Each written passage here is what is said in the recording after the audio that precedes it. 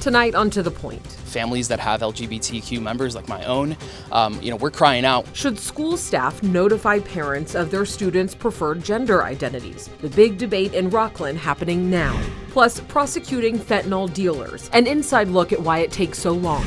And it's now the hottest summer on record ever. Good evening. This is To The Point. I'm Alex Bell. Should school staff notify parents of their students' preferred gender identities? A school district in Southern California first adopted this policy known as parental notification. Today, a judge blocked it while other school districts have followed their lead.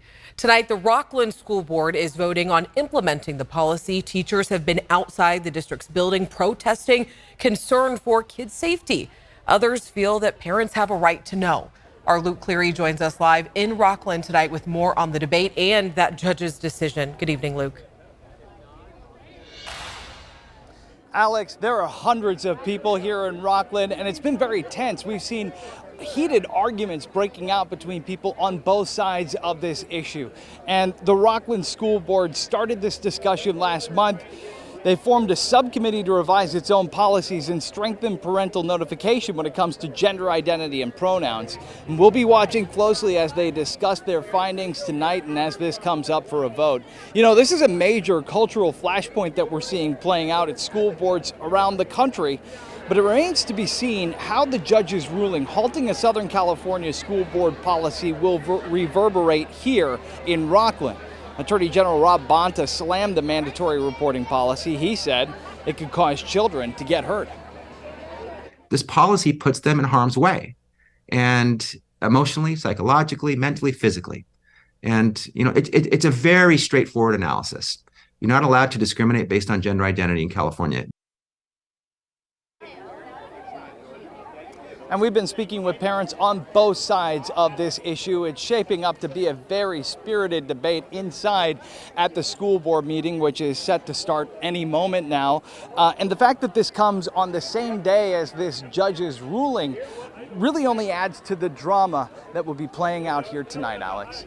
And this is also the first meeting since school board president Julie Hupp called for Christ-centered parents to join the district's advisory committees in a social media post that we know went viral. Luke, is the school board also talking about that tonight?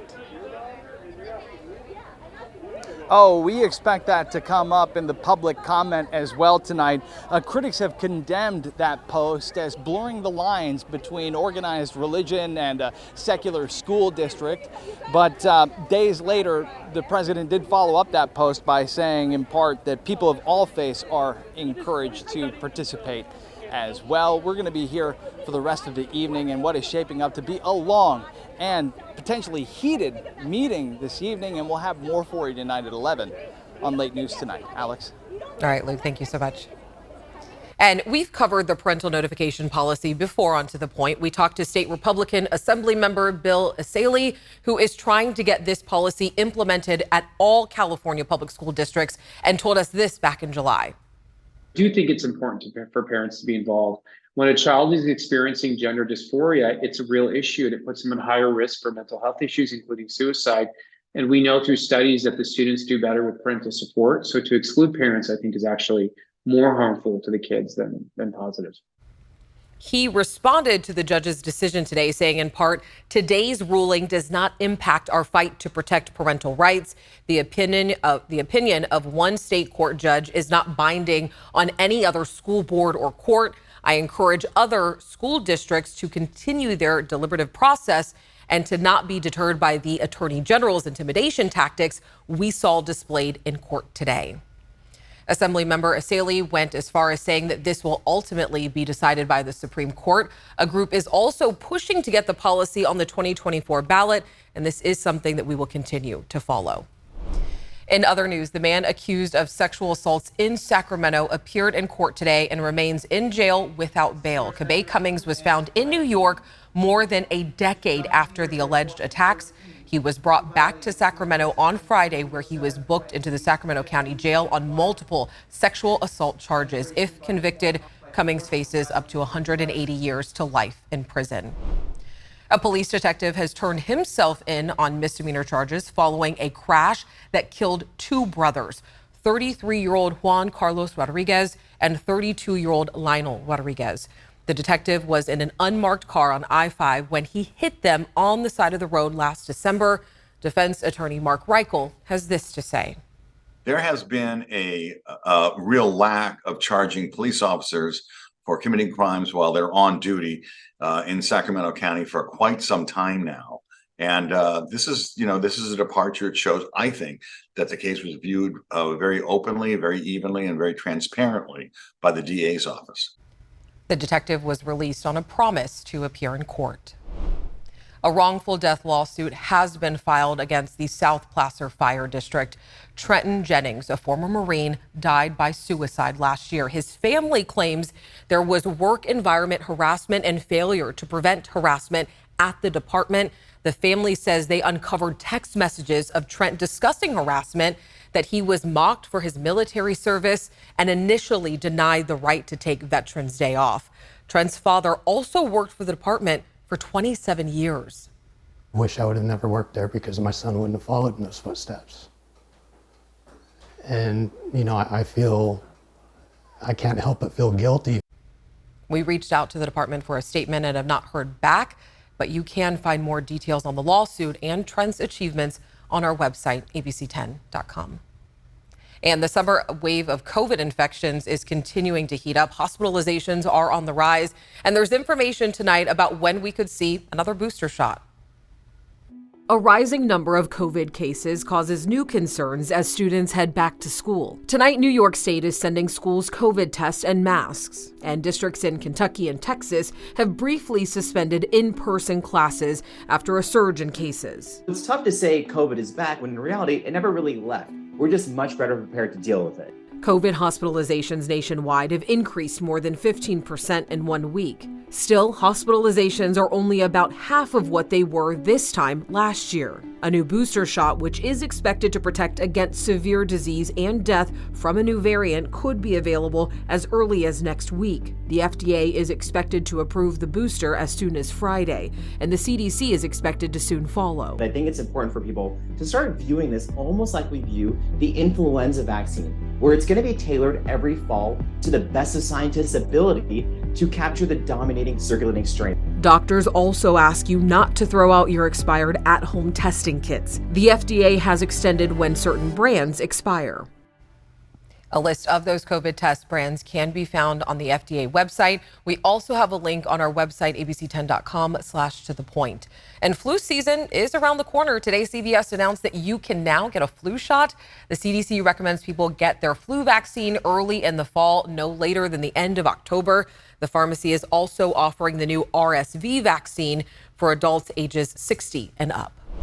Next on To The Point, it's now the hottest summer on record ever. Why and what could happen next? We're tracking unseasonably mild conditions this time around for us. Average high 90 degrees today, just slightly below that. A little bit of weekend heat, though, building in the forecast. Plus, prosecuting fentanyl dealers, an inside look at why it takes so long. 400 people from fentanyl poisoning have died in Sacramento County. That's all more than all the gun-related homicides in that same period.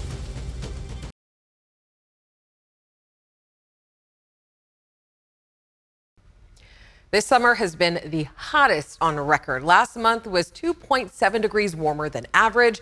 That is the threshold that the world is trying not to pass. The world's oceans were also the hottest ever recorded. Scientists blame human-caused climate change. And Monica, I understand that El Nino is also playing a role in this too. Right, and so that's something that we're going to be tracking, especially as we get into our winter forecast, because that could mean a wetter than average winter, and that would be on the heels of one of the wettest winters we've had on record. So it's a 95% chance that El Nino will continue through the winter season. We're going to get a new update coming in the next day or so. So we'll start to see how this is all unfolding. So this is the water area that we're looking at, the equatorial Pacific, and you can see that these contours here are very deep into the red zone, meaning we're well above average. And it's also well above average across the Atlantic basin, feeding the tropics.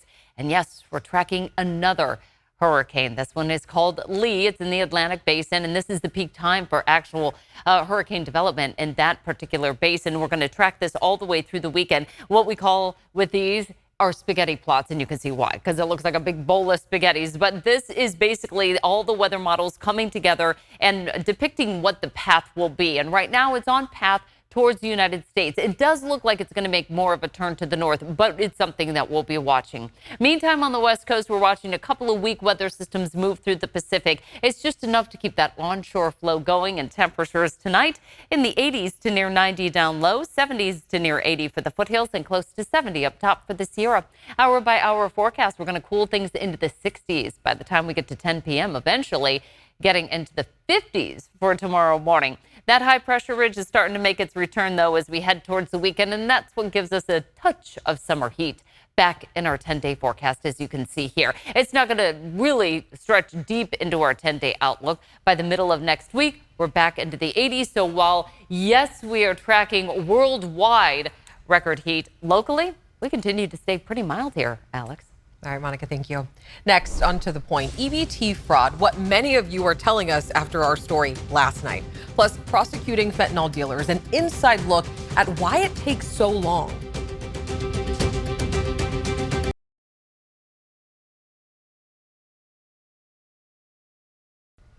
There's a fentanyl crisis. Teens are dying at an increasing rate, not knowing a pill or another drug might be laced with fentanyl. Prosecutors are slowly but surely pursuing murder charges for those dealers, but first they have to prove it. So tonight, our Devin Truby takes an exclusive behind-the-scenes look at what it takes to prosecute dealers in Sacramento County. Fentanyl. In hospitals, it's a synthetic opioid used by doctors to treat pain or as an anesthetic. On the streets, it's one of the country's #1 killers and is a leading cause of death in people under the age of 45. A baby almost died this week from fentanyl poisoning, killing twice as many young people as COVID-19 did at the height of the pandemic. There's a fentanyl crisis. Thousands of people are dying in our state. It's a crisis that's not going away. Unprecedented epidemic and crisis of monumental public safety concerns. It's a fight that Sacramento District Attorney Tin Ho knows all too well. In the last 3 years, 400 people from fentanyl poisoning have died in Sacramento County. That's all more than all the gun-related homicides in that same period. Ho is joining a growing number of prosecutors across the state, making it their mission to stop the dangerous drug at the source by handing down the hardest punishment to dealers: murder. In July, he filed charges against a Rancho Cordova man who investigators say sold a fatal dose of fentanyl to a 26-year-old Folsom woman, a first for Sacramento County. We will continue to hold those individuals accountable to the fullest extent of the law. But holding them accountable can be very difficult, and it starts at the crime scene, the scene of a fatal overdose. So the first thing that we do is we test the suspected drugs to make sure that it's fentanyl. First, we'll perform a color test. Danny Gray is one of the many criminalists at the District Attorney's Crime Lab who will perform the tests. When I first started this job, the majority of my cases were methamphetamine. Or as we've gone on, especially since the pandemic, it seems like almost every other case had fentanyl. She cuts into the sealed evidence and gets to work. On this white powder material and these wells, the expected color would be a faint orange. 1, 2, 3. See that orange color there? Gray showed us the wide range of items that come in for testing, from a kilo of fentanyl. Lethal doses is 500,000 lethal doses of fentanyl within this 1,000 grams. Be more than enough to kill the population of Sacramento. To a bottle of pills. Yes, this is the Russian roulette. Each pill is charted, vividly described, and one of each is tested. It's green. Crystal Shulin is the supervising criminalist. She says the tedious process of testing for fentanyl is becoming the new norm. In 2019, we had fewer than 20 cases that we saw come through the lab. Last year, we had over 450 that contained fentanyl. And the cases continue to pile up. Honestly, we have a huge backlog of drugs. So it's hard to keep up with what they're bringing in now. And they're only getting, like I said, 5 to 10% at the most off the street. Once the lab positively detects fentanyl, the DA's office gets to work. Time is of the essence. Because the evidence is going to be gone. A lot of times, the drug dealers are using social media, whether it's Snapchat, whether it's Instagram, whether it's Facebook, and so that information can disappear. It can be deleted, it can be removed. So time is of the essence. You have to search through the victim's phone to identify who provided her with, who sold her the fentanyl. The number one goal of the DA's office when it comes to processing evidence is to prove intent. Prove that the person who gave the drugs to the victim knew what they were doing. We have to show actual knowledge that they're selling fentanyl and knowledge that they know that it is dangerous. So those two elements are sometimes difficult to prove. The key, Ho says, is to prosecute fentanyl cases like they would a DUI. State law requires a judge to warn people convicted of driving under the influence that they're endangering lives. And if they continue down this path and kill someone, they could face a harsher punishment. What we're doing is I've instructed my attorneys to go ahead and give that advisement on all cases where somebody is possessing drugs or selling drugs.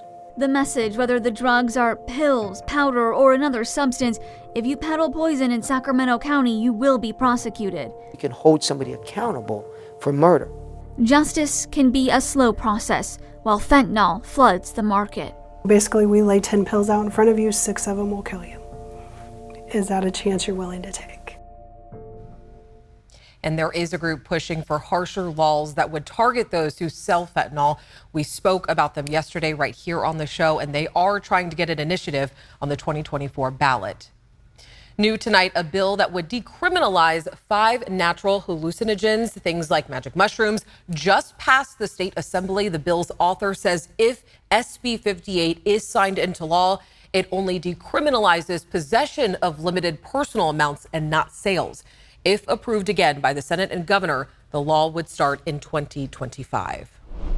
At the state capitol today, hundreds celebrated National Recovery Month. People gathered to help break the stigma around addiction and recovery. Treatment providers were on hand, along with drug counselors and people who have dealt with addiction.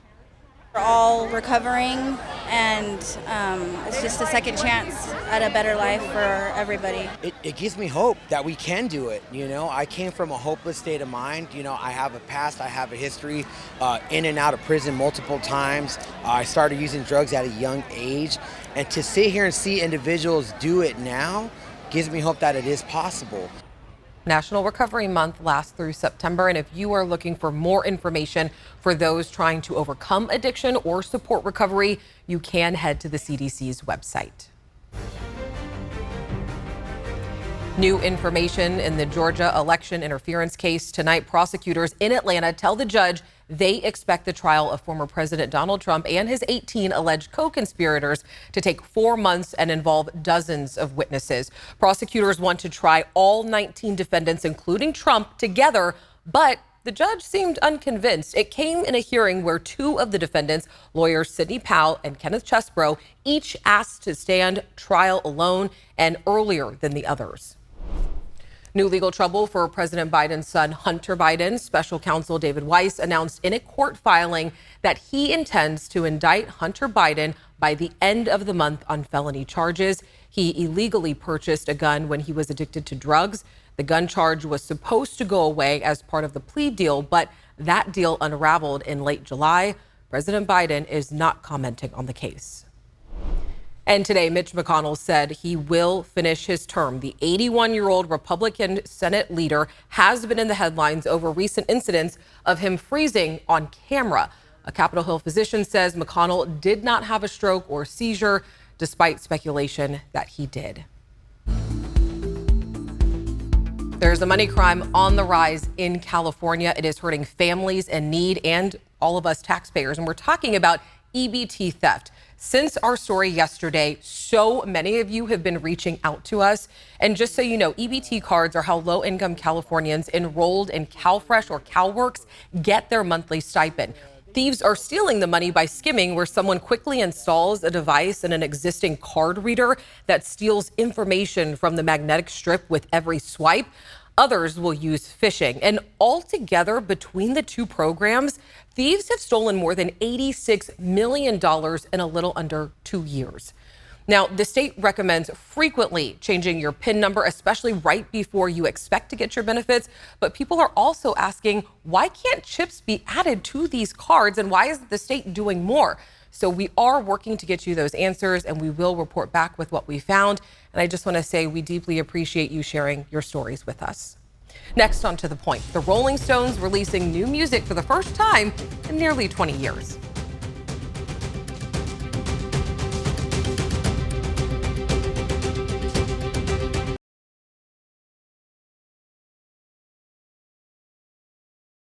Welcome back. For the first time in nearly 20 years, the Rolling Stones announced that they are releasing some new music. So the Stones announced an album is coming in October.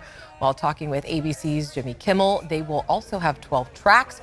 2 of them will include the late drummer Charlie Watts. The Beatles legend Paul McCartney will play on one of the tracks, and Lady Gaga and Stevie Wonder will also guest star on the album. Definitely something to look forward to. All right, we always want to know what's going on in your community. Let us know if there is something we should be looking into. You can always send us an email at tothepoint@abc10.com. Have a great night. I'll see you tomorrow.